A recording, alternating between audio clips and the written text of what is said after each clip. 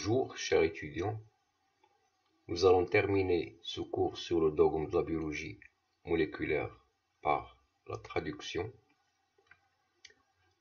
Comme ça a été déjà dit, la traduction correspond à la synthèse d'une chaîne polypeptidique à partir d'une matrice ARN.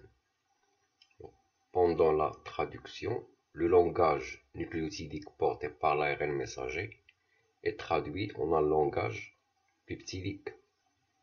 Alors, cette traduction se fait selon un code qu'on appelle le code génétique, qui fait que cette séquence nucléotidique de l'ARN messager détermine la séquence en acide aminé du polypeptide.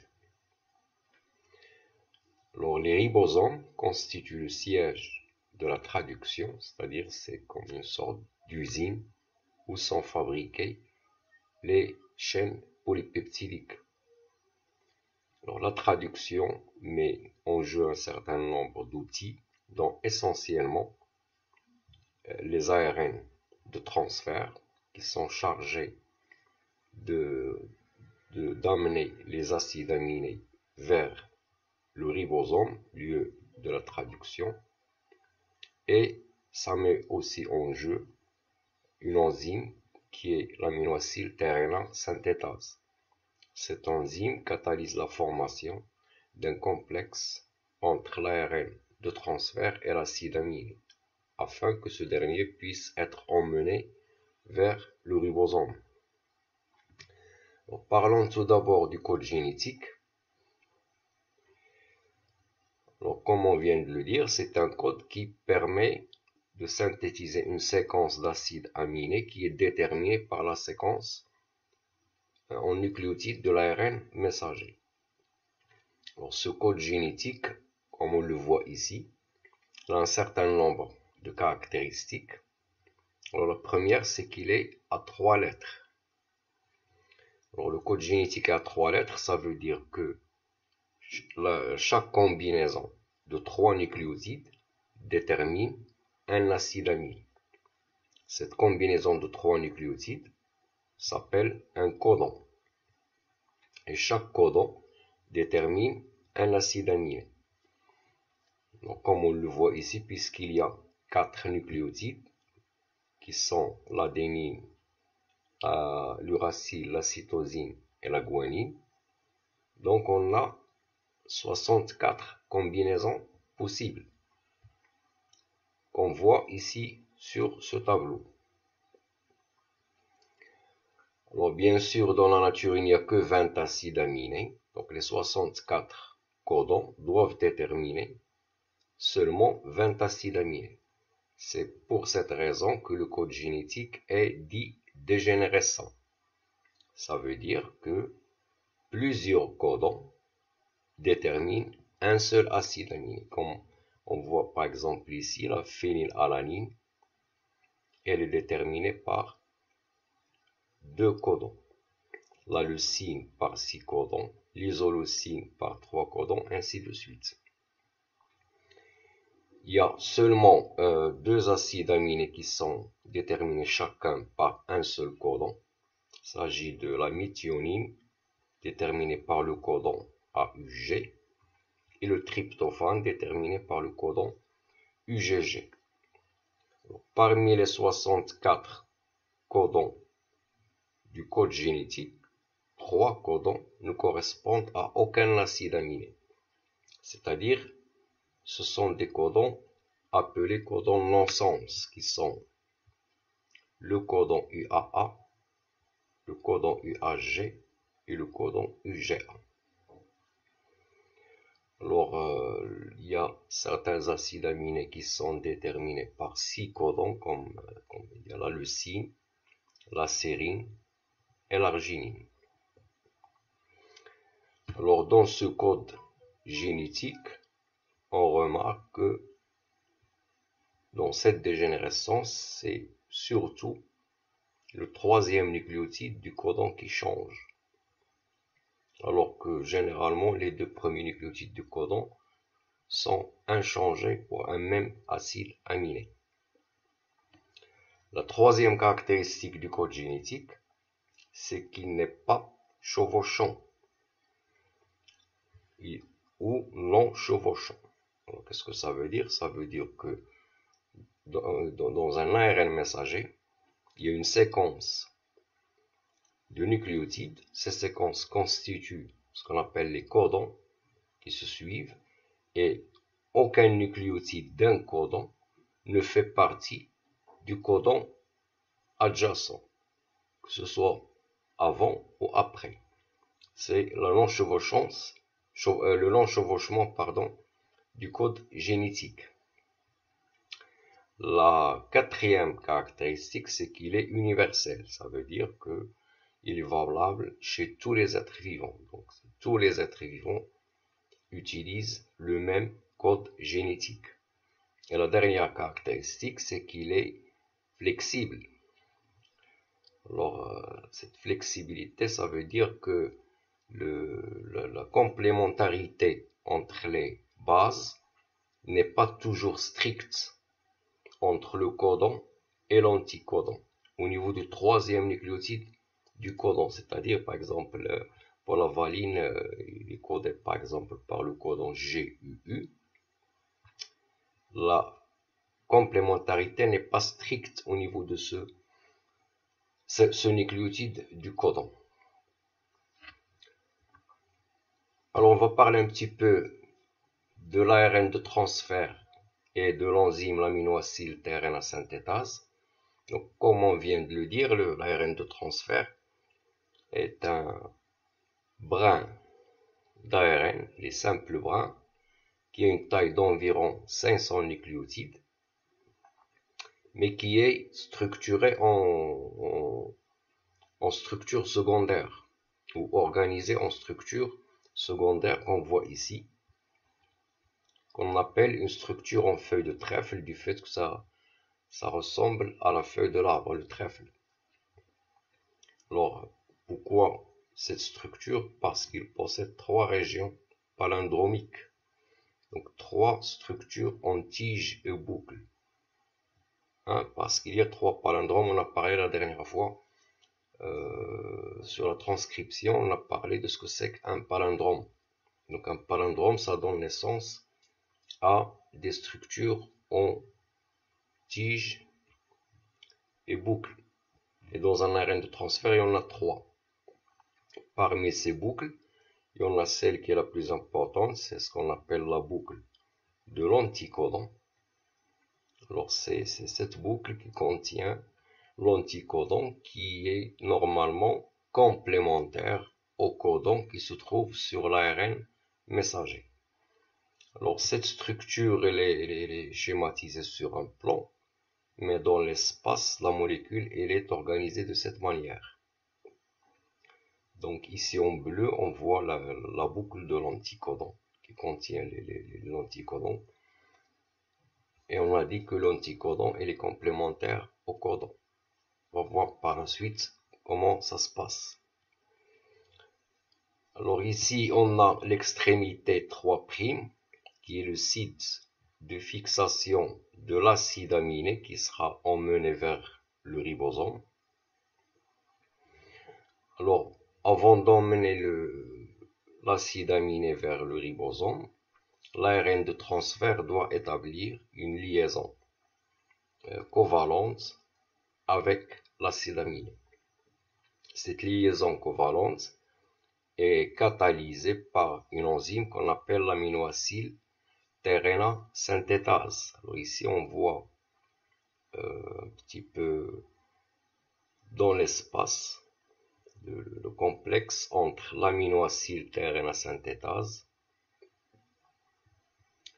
et l'ARN de transfert. Donc c'est l'enzyme qui fixe ici l'ARN de transfert, et on voit qu'elle a une taille nettement plus grande que celle de l'ARN de transfert.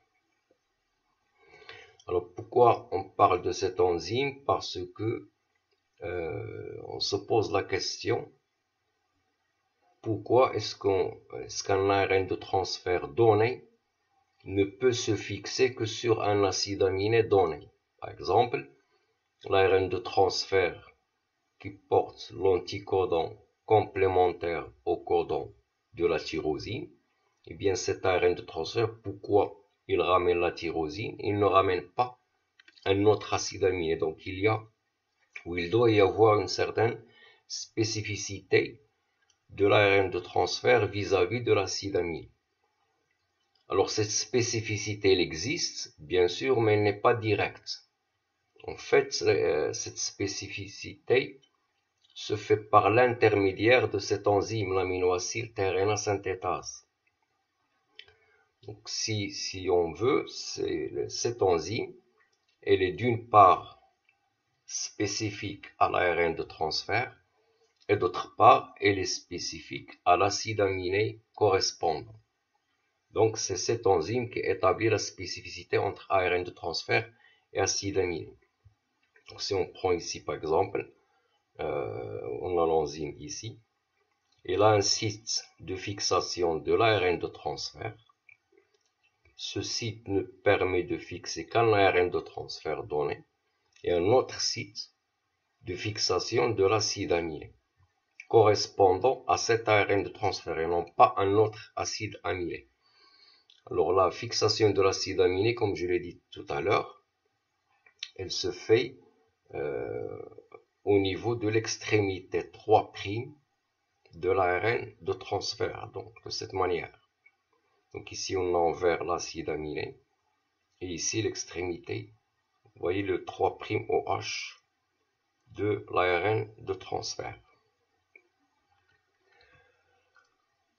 Alors maintenant, on a dit que cette séquence nucléotidique est traduite en séquence peptidique selon le code génétique qui est à 3 lettres. Alors je rappelle que le code génétique est à 3 lettres, ça veut dire que chaque combinaison de 3 nucléotides détermine un acide aminé. Et si on prend une séquence d'un ARN messager quelconque, comme ici par exemple, c'est un exemple, on va voir qu'il y a 3 manières de lire cette séquence par triplet de 3 nucléotides, c'est-à-dire par codon. Pourquoi? Parce que le code génétique est à 3 lettres. Alors ici, les 3 phases de lecture possibles sont représentées ici par des couleurs différentes, hein, le bleu, le vert et le rouge. Donc nous avons par exemple la première phase, c'est le codon ACC suivant du codon UAU, GCG, UCC et ainsi de suite. La deuxième phase de lecture, qui est ici en rouge, ça correspond au codon ACU suivi de AUG suivi de CGU, ainsi de suite. La troisième phase de lecture, elle commence avec ce C, CUA, UGC, GUC, et ainsi de suite. Donc, en définitive, sur chaque séquence d'ARN messager, il y a 3 manières de lire. Donc, il y a 3 phases de lecture possibles.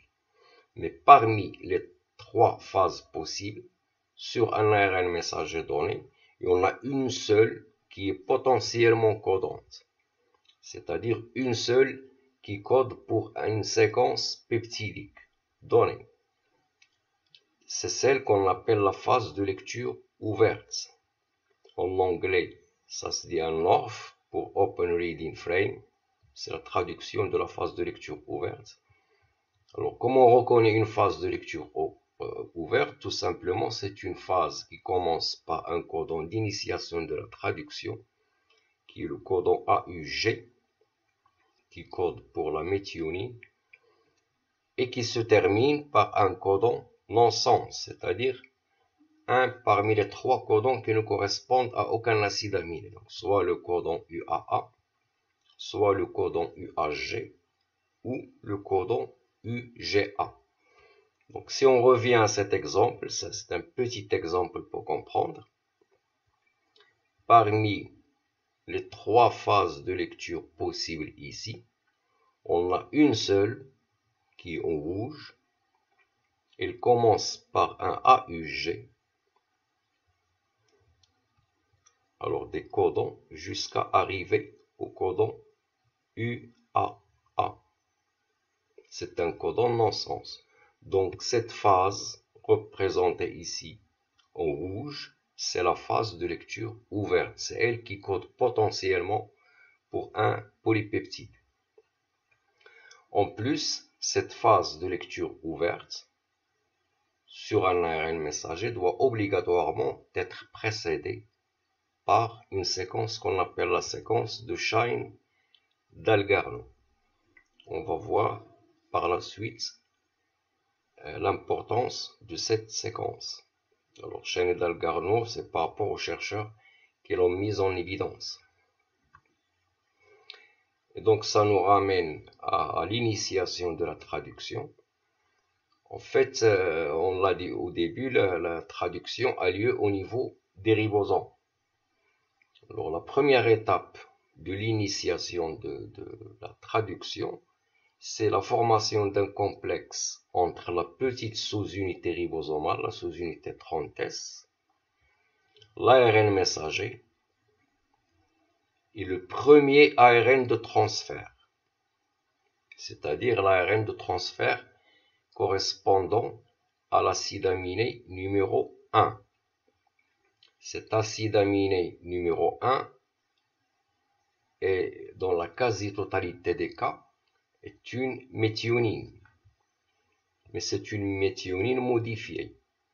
C'est pourquoi c'est marqué ici une F-méthionine.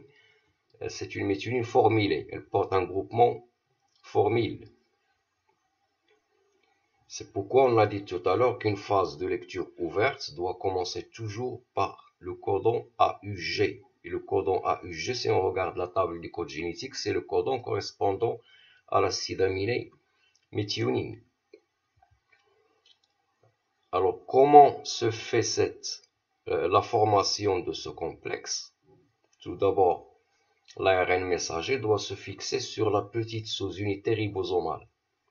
Alors, cette fixation se fait grâce à la complémentarité qui existe entre l'extrémité 5' de l'ARN messager et l'extrémité 3' de l'ARN 16S de la petite sous-unité ribosomale. C'est ce qui est schématisé ici.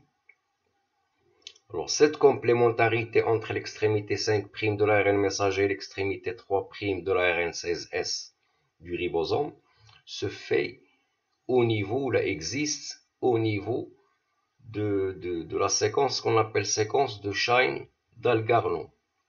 On a ici. Donc ici, nous avons l'ARN messager.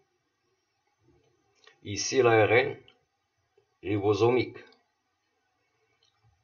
Cette partie qui est l'extrémité 3' de l'ARN 16S du ribosome est complémentaire à cette partie qui se trouve en 5' de l'ARN messager. Cette séquence complémentaire s'appelle la séquence Shine-Dalgarno. Nous l'avons aussi ici, sur ce schéma. Alors généralement chez Escherichia coli, cette séquence de Shine-Dalgarno contient presque toujours les nucléotides GGAG. Alors cette séquence Shine-Dalgarno est indispensable à l'initiation de la traduction. Si cette séquence ne se trouve pas au niveau de l'ARN messager par mutation par exemple, l'initiation de la traduction ne peut pas avoir lieu. Alors ici, sur ce schéma, nous avons un alignement de plusieurs séquences d'ARN messager sur lesquelles on trouve les séquences Shine-Dalgarno de chaque ARN messager et on rencontre le plus souvent la séquence GGAG qu'on a ici, par exemple, ici. Voilà. Alors, une fois l'initiation a lieu, il y a arrivé de la grande sous-unité 50S du ribosome. Donc, pour former un ribosome entier. Donc, dans un ribosome entier, il y a formation de deux sites qu'on appelle le site A et le site P. l'acide aminé numéro 1, il est porté par son ARN de transfert correspondant. Il se trouve au niveau du site P. Alors, jusque-là, c'est terminé pour l'initiation. Ensuite, ce sera l'élongation. Alors, l'élongation, tout simplement, l'ARN messager, il glisse sur le ribosome de façon à ce que le codon qui se trouve au niveau du site A va se déplacer vers le site P. Alors, P pour peptidyle, parce que ici il y a un ARN de transfert qui porte une séquence peptidique. Donc, c'est le site peptidyle. Site A pour aminoacyl. Par exemple, ici, c'est l'aminoacyl qui va arriver au site A. Il y aura établissement de la liaison peptidique entre les deux et l'ARN messager va glisser et ainsi de suite jusqu'à ce que un codon non-sens, comme ici le codon non-sens UAA, lorsque ce codon arrive au site A, puisqu'il ne correspond à aucun acide aminé, il y aura donc terminaison de la traduction. Alors, un récapitulatif de ce qu'on a vu sur le dogme de la biologie moléculaire, donc à part la réplication, il y a, on a dit aussi, l'expression qui correspond dans une première étape à la transcription et la traduction. Alors, l'unité fonctionnelle du matériel génétique, c'est le gène. Un gène est constitué d'un promoteur qui n'est pas transcrit. Le promoteur est caractérisé par les séquences consensus -10 et -35. Le promoteur est suivi par la partie transcrite. Donc la transcription commence à partir du nucléotide plus 1 jusqu'au terminateur. Donc on obtient l'ARN messager. Sur l'ARN messager, il y a la séquence de Shine-Dalgarno qui est indispensable à l'initiation de la traduction parce que c'est elle qui constitue la reconnaissance entre l'ARN messager et la petite sous-unité ribosomale. Il contient aussi la phase de lecture ouverte qui commence par le codon ATG sur le brin transcrit bien sûr et se termine par un codon non-sens. Je précise ici que sur l'ARN messager, ce n'est pas un T mais c'est un U, c'est AUG. Sauf que ici, on parle de séquence de brins non transcrits comme ce qu'on a dit lorsqu'on a fait le cours sur la transcription. Alors cet ARN messager va subir la traduction. Cette traduction va donner une séquence polypeptidique qui commence par une méthionine formylée et une séquence d'acides aminés jusqu'au codon non-sens. Alors reste juste à dire que ce schéma concerne un gène qui est traduit, c'est-à-dire un gène qui code pour une protéine ou un polypeptide, parce qu'il y a des gènes qui sont transcrits en ARN messager, mais cet ARN messager, il n'est pas traduit en polypeptide. Et bien sûr, là, il s'agit d'une part des gènes qui codent pour les ARN de transfert et pour les gènes qui codent pour les ARN ribosomaux. Et merci.